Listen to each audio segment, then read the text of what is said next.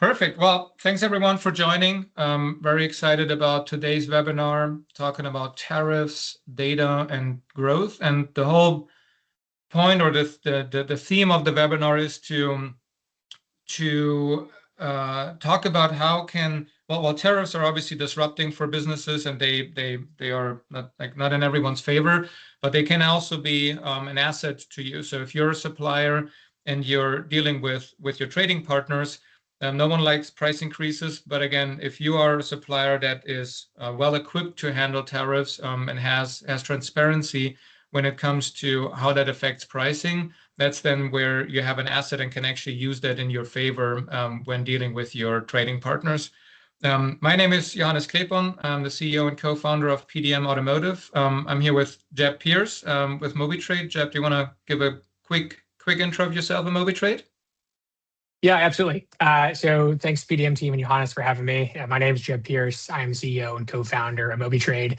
MobyTrade, we are a tariff and trade intelligence platform built for the auto industry. So we work with companies really on both sides of the aisle. We have some of the largest auto part retailers as clients helping to handle their direct imports, and also a lot of auto parts suppliers helping them manage and track and navigate this tariff landscape of what used to be very calm waters to now just constant volatility. So, in plain terms, making sure that no matter what changes on trade policy, they can understand and account for all of their landed costs and financials with every SKU, and in turn, help make more profitable decisions and increase customer relationships.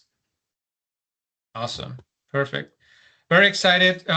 So quick look at the agenda. We'll start with a brief background on PDM and our growth partner program, but talk primarily around the mechanics within PIES, so the automotive data standard for product information, and how tariff data and tariff information is managed within PIES.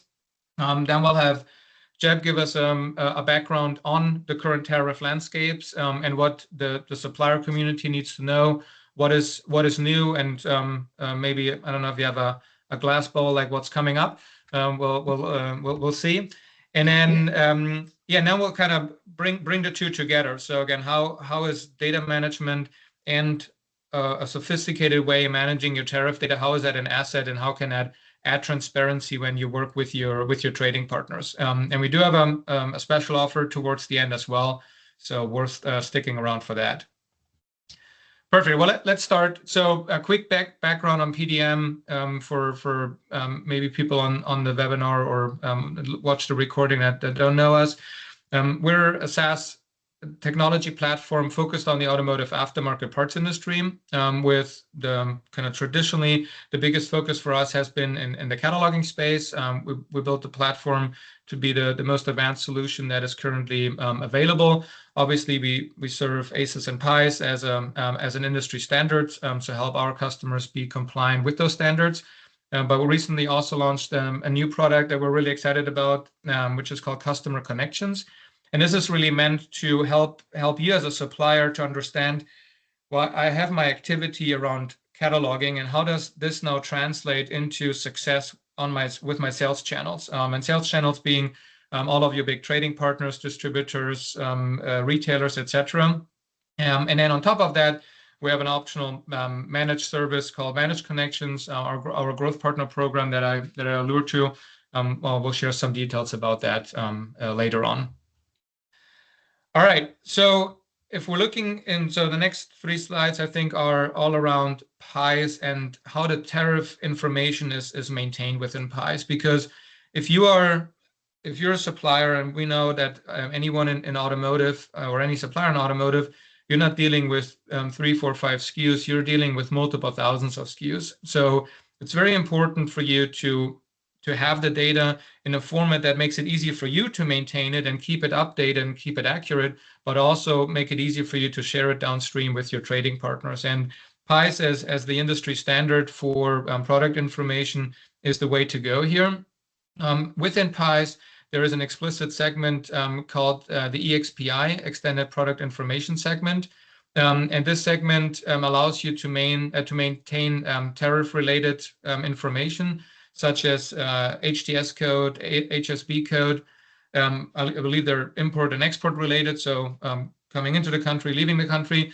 then specific for Canada, and then also country of origin, because as we've learned or as we know, where the product is coming from is very important as to what the duty is on that particular product. The next segment, which is not obvious on the surface, is the product attribute segment. So again, Jeb is our expert here on the call for Tariffs. And Jeb, can you explain briefly, while you could have two products in front of you, let's take a pipe because we're going for the material. So it could be two pipes and different materials. So how does the material affect the tariff rate that you actually have to pay when you import that product? Yeah, so I mean, three main culprits on this are steel, copper, and aluminum. And there is a lot of, I wouldn't say issues, but people struggling with this concept in the last year or so, because the way that the tariff will work is it's a tariff or percentage on the derivative of the material makeup for that product. So if something's 25% aluminum, you'll be tariffed on the 25% versus the whole 100% of the value. And there's been a lot of miscalculations that people have done where they've overpaid because they're paying the tariff on the entire rate. And so being able to track all that really meticulously of where something like steel was smelted, what the percentage makeup of is being really diligent. Those are really going to be, especially in auto, the main culprits for where people have overpaid or underpaid as well. And Customs has been really proactive about monitoring that. Gotcha. And it's also, I think you already mentioned it, but it's also not just like it's one bucket or the other. Like it could be 70% of one material and 30 of the other. So it's like that. That's how granular we're talking right now, right?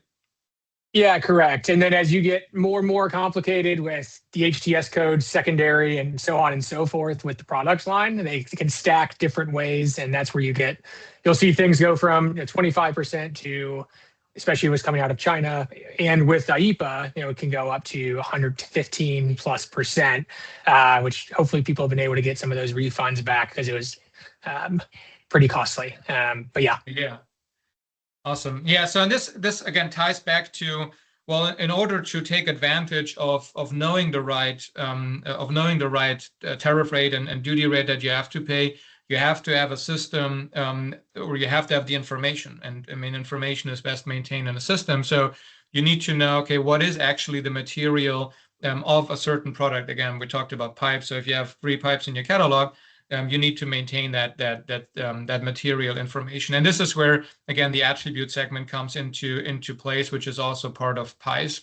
And then, as we just talked about and Jeb explained, it's not just, well, there's one material or the other material. It can also be that there is a composition of materials that really define what is the cost of that product when it's being imported and what is the tariff rate. So within PDM, for many other use cases as well, we have had for a long time the ability to expand beyond the ACES and PIEs data standards. So having fields that do not fall into the rigid categories of the standards, but allow you to maintain that information that is relevant to make those more nuanced and granular decisions. So the example here and the use case here would be to be able to say, okay, it's not just a pure product made out of steel, aluminum, copper, whatever it may be, but it is a composition of different materials. So again, the PIE standards allow you to very well maintain the basic information, and then it's really important to really take advantage of all of the nuances that were introduced in the recent months. It's important to keep and maintain that information so you can classify the products correctly. Just a high level, again, the Growth Partner Program, which is a service offering that we have launched a few months ago, and are seeing some great success with early adopters, is really meant to be a fully forward deployed sales team. So if you think of as a supplier, your organization, you're selling your product to your trading partners, and as we know, or as PDM believes and knows, the cataloging data is a core asset that is very important to be successful with your customers. However, catalog data isn't the only connective tissue between you and your trading partners. There are more things, and the tariff, the communicating tariffs well is another aspect that got added to that list, which hasn't been short before. So the Growth Partner Program, again, is a service offering. It's commission based, so we only benefit if we deliver true value. It's a service offering to help you communicate all of the information, which starts with cataloging, but also goes into the tariff information, to help you be more structured and be an additional resource to you when you're communicating that information. And we have Keith Criswell on the call with us. He'll make an appearance a little bit later down the road here. He runs the program within PDM, so also happy to answer any questions. But with that, excited to hand over to you, Jeb. I think you're going to take control of the slides. You're in charge of your own destiny here, and I'll hand it over to you. All right. Yeah, thank you, Johannes. Appreciate that. And also thanks everyone for taking some time out of their busy schedules today to come and chat about tariffs and data with us. So we very much appreciate it. So, how we kind of think about, PDM and MobyTrade is, PDM helps you with your catalog and helping moving goods on and then hopefully off the shelf with more sales. And MobyTrade comes into the picture where, we can talk about things and how we get stuff into the country and what that cost structure and picture looks like for every importer.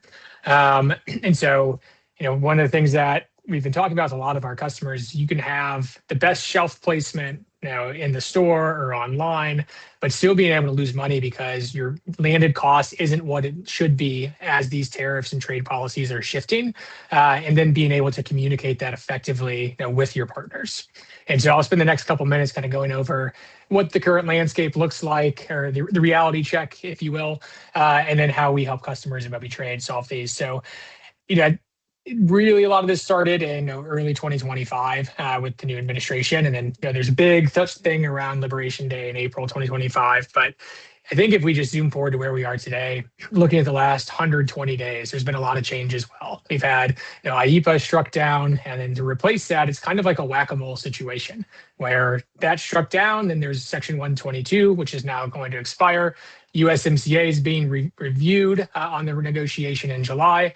And then there's this looming 301, Section 301 investigation around forced labor that's impacting about 60 different countries that most people are going to be importing from. And in talking with, definitely talk to your lawyers if you have questions on that. But in my conversations with trade lawyers, that is something that is going to be much harder to take away within a coordinated international trade situation than what we had with IEEPA. And so just these things alone in the last 90, 120 days, if you're going out and you're making your forecast of what your costs are going to be, what your sales are going to be, communicating that with your retailer partners, these things can get stale and out of date extremely quickly. They need to be done week over week basis, working with partners with the latest and greatest data. And so, excuse me, the other thing I kind of like to say here is that the last thing on here is just, volatility is the new normal. These things are not going away. They're going to be replaced by something else that will probably be stickier than the prior section or tariff before that. And what we've seen with a lot of companies of different traps that they fall into managing the tariffs is, one, they're managing it in a every couple of weeks basis, and they're managing in a broad category factor where it's specifically around brakes or something else, where the people that are doing really well in this are managing it granularly down to the HTS code within their parts catalog database. Also, of course, their countries of origin. But then taking all that information, it's one thing to have all that information, but then how do you go and communicate that to your partners? And so the second thing that we're seeing some suppliers do really well as is take that information and be proactive in the communication around specific, whether it's increased costs or prices, and have those conversations with their partners to have an advantage over their competitors. And there's really like a full suite of things that help companies do this.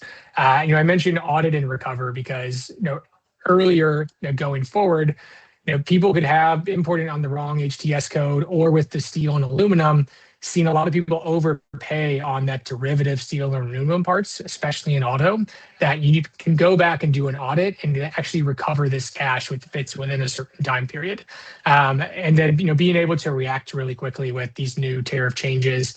And, I think Johannes talked about it a little bit earlier about, hey, like different countries of origin for your tariffs.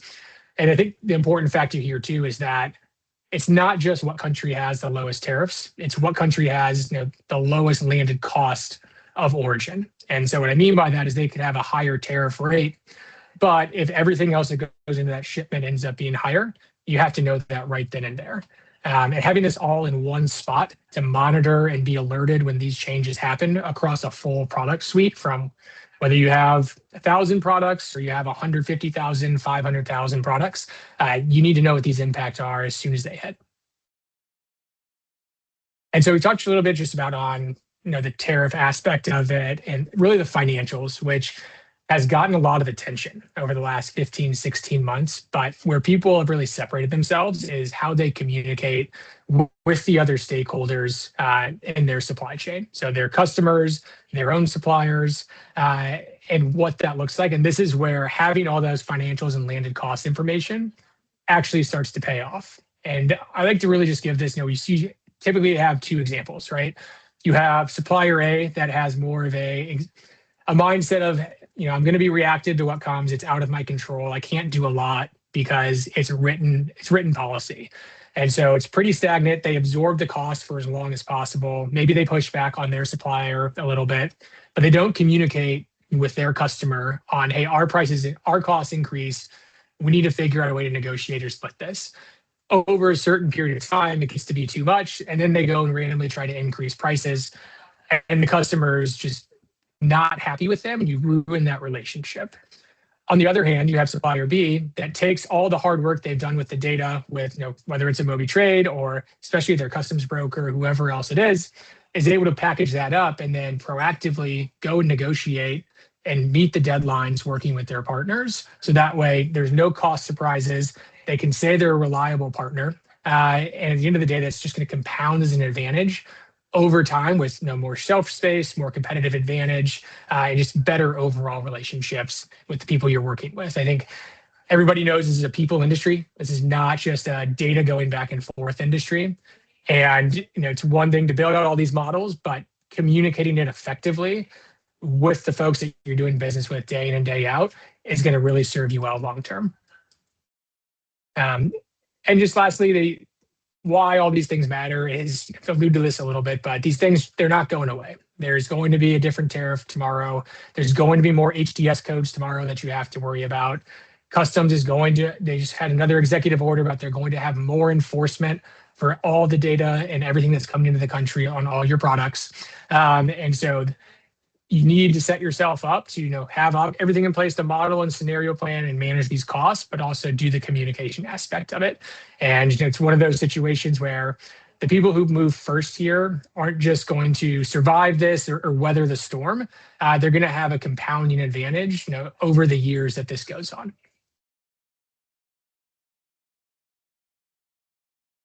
Awesome. Well, thanks so much, Jeb, for that high level, but also deep dive. A lot of numbers, a lot of acronyms, but we're used to that in the automotive industry. I mean, the whole reason Jeb and I thought this would be a great opportunity to have a webinar together is because a lot of the value that MobyTrade can bring to the industry, to companies in the industry, and to our customers is really dependent on the right information being available. So as you have seen, the dashboard that MobyTrade has, it's an amazing way to have that transparency within one click, whereas before, again, it would be a juggling of spreadsheets and data would become out of date. You'll get a dashboard that really helps you understand that information. And again, it's to bring transparency within your company, but also bring transparency across your company and your trading partners. So the collaboration that MobyTrade and PDM has is to support, like PDM to support MobyTrade in supporting MobyTrade's customers, meaning, okay, we can provide the information in a structured fashion so that the calculations and the value that MobyTrade can deliver is then more easily to be accomplished. And then obviously this this goes downstream where like having data in a system is only as good as it does actually generate value. And where before we have seen a big shift, and this may sound obvious, but we have seen a big shift how companies are treating tariff information, where years ago they would use one generic number across the catalog because it kind of didn't matter. It was a very, I don't know, Jeb, was everything somewhat the same tariff rate? Like, didn't matter whether it was a tire or a hose or a brake pad? Yeah, it wasn't all the same, but it was you could reliably count on one hand how many times a trade policy or tariffs rates would change over the course of an administration. And I think, to give an example, so there's the HTS guidebook that hosts all the HTS codes. Now that used to be updated maybe once a month with things expiring or out of date or unnecessary anymore. And then last year in 2025, I lost total count of how many times it updated, but I know by midsummer we were at almost 200. So a really significant increase in just the changes and additions that are going into this. And how has been your experience with your customers on the supplier side having the relevant information readily available? Like, if like, let's say I don't know if there's like an average, but if you say, all right, you're importing goods worth 100 million a year, on average, you could be saving whatever percentage number. But in order to accomplish that, you need the information so that you can actually fine-tune all of that calculation. How has your experience been? And I'm sure it has evolved, but how has your experience been with companies having that information readily available?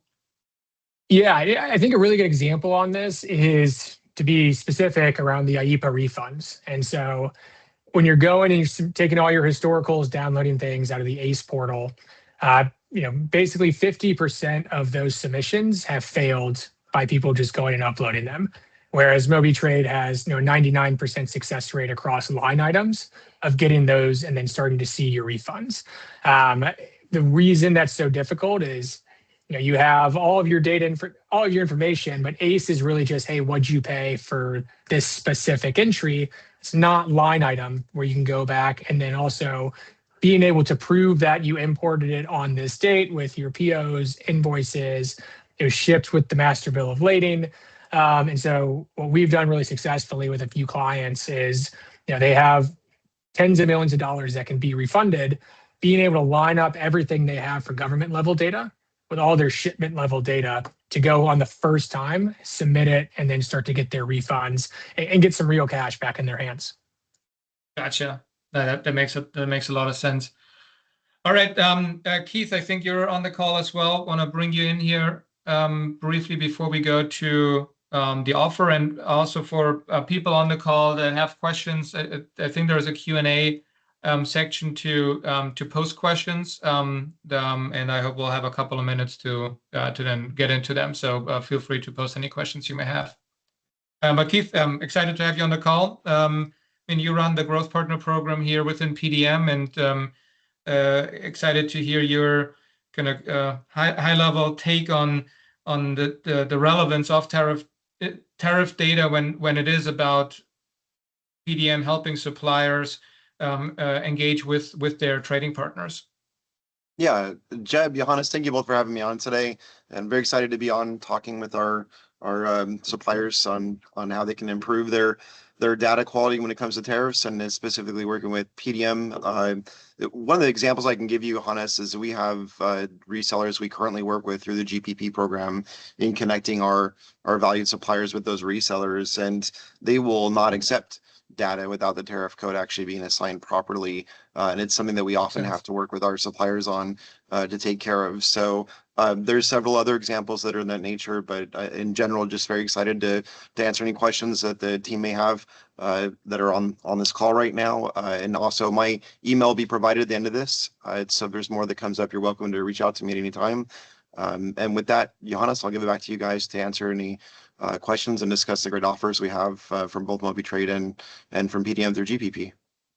Awesome. Yeah, so we thought that, again, I think there is a I mean, the tariff topic is always top of mind, as at least when we talked with our customers. So for customers that are on the managed GPP connection program with us, we do have an offer where there is a free SKU level audit from MobyTrade. So I mean, can't get better than free. Plus, you get money back potentially. So it's even making you money. This is an exciting offer that we're really excited to be discussing with whoever's interested in picking that up. And Jeb, you also have an offer for non-PDM customer. I mean, obviously this also applies for all attendees, but certainly also for non-PDM customers. Yeah. So for MobyTrade, we're just doing a flat 10% off first year subscription to the MobyTrade platform. And so all the people I'm looking down through that have been attending, even if they left a little early, are able to register for this, and then excited to be working on the GPP offer as well. I think a lot of people can get some good quick value out of that, and like you said, hopefully a little bit of money back. Awesome, cool. On the question side, one thing that I was wondering, when you interact with your customers, Jeb, is it different when you work with a supplier versus a reseller? Like, is your engagement with them different, or is it the same? Is it the same work that you're doing? Yeah, I think overall the goal is the same, of making sure we can maintain compliance. We're paying the right amount at the right time. All of our data is in one spot because every party is working with all these disparate data sources internally and externally, where really the biggest difference we see on suppliers versus the larger retailers is the job, really who we're talking with. So the larger retailers, probably not a surprise, will have a internal trade compliance department that's handling a lot of this. And so whereas on the supplier side, everything we're doing is tied throughout what is the final business throughput, and how does what's happening today with these trade measures impact our final customers. And so I think the end goal is similar and staying compliant, maintaining margins. It's just the folks that we're speaking with internally are going to vary just based on the resources available and who we'll work with. I don't know if you can speak to this, but how have resellers been accepting price changes due to tariffs? And what have you found there to be? I mean, we talk about transparency is important, and like having the transparent information as you share. But along those lines, are there some examples or anecdotes that you can share around how resellers are handling that potentially different? Yeah, actually, there's a recent one because I was having a conversation with them. But the biggest red flag is they're dealing with so much volume of data and documentation across all their partners that one of the first things they're scanning for is what's the discrepancy or difference between this bill and the previous ones that we had, and they can see it in their system. And is there a conversation that's been had of this? Do I need to escalate that? If it's a discrepancy, it's thrown in one pile, right? If it is, and there's been a conversation, it's thrown in a different pile.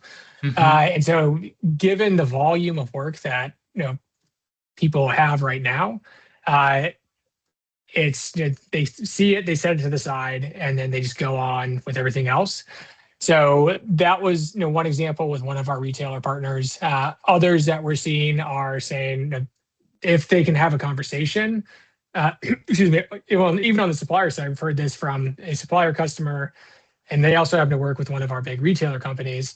But them being able to sit down for a face-to-face meeting at their next board meeting to have the conversations and talk about these changing prices, you can have a really strategic conversation and start to box out some of the competitors. And so they don't like dealing with just random changes on the retailer side or reseller side. They don't mind talking about changes if there's the right evidence and data of our cost went up X for whatever reason. That's evidence. You can have that conversation early and often versus it seemingly coming in at the last minute. That makes sense, because they, again, as you said, they have so much work to do. And if there is something where they say this doesn't smell right, they'll put it to the side, move on with all the other stuff. So you're kind of just sitting on the sidelines and waiting to get attention again. Right. Gotcha. All right, awesome. Well, we're a little over time, so I think we'll save the crystal ball projections for another session with you, Jeb. Thanks everyone for joining. As Jeb said, we appreciate you taking time out of your busy schedule. If you have any questions that we were not able to answer, if anything comes up after the webinar is over, you know how to reach us. I think I can go one slide back. Here, the contact information again for Jeb and also for Keith. So feel free to reach out. Again, if you're interested in taking us up on one of the offers, reach out as well, obviously. And thanks again. Thanks, Jeb, for you taking the time and talking about tariffs. We could do this all day. So, but yeah, appreciate you taking the time, and I hope this was valuable to all the attendees. Yeah, my pleasure. Thanks for having me, and looking forward to the next one. Awesome. Thanks, Jeb. Bye-bye. Thanks, everyone.